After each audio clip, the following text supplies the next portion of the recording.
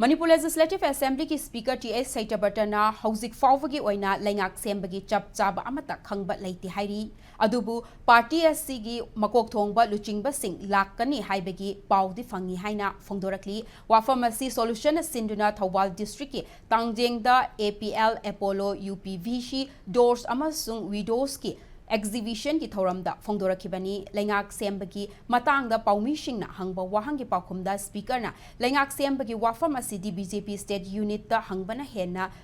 chumgani khali center ki luchingba sing laklaba matungda kari tawgani haiba du yengminaba tai speaker ama oina leibanina hiramasigi matangda koitan tanaruba amadi yawruba nattabanina laingak sembagi matang asi munna khangde haina phongdoklamki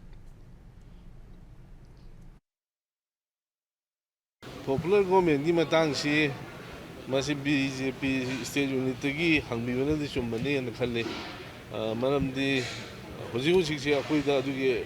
chap chaba kai mamata leite party gi leader sing lakani habi pauti tai la aba matung da kari tawi habi do ko yengminaba tabani maram di masi thoina akoina koitan tanno yawu da tamri masi man munna khunjadre na haijage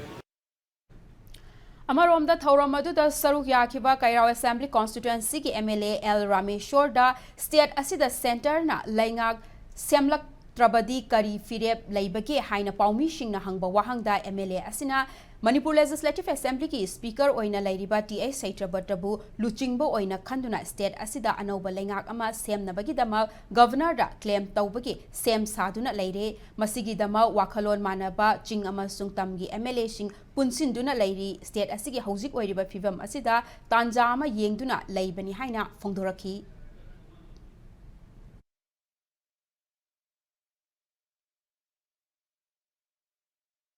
Makulon mana bakoi khradin lay seng seng na bakoi gidi onam speaker je koi leader oin khallaga koi governor de seclaim to habi sem sa lay du kitang tanja ma sum yeng lay bane ayamba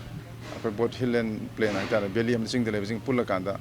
ayamba speaker je koi leader ne na governor da haina sem sa ba koi chap cha ri di lay la ada matam kitang yeng bane kari man November tha ji da tok tagadi ko khoi goi pot madi aroi boina pajamyang khallakanda amtangni claim tong kana habigi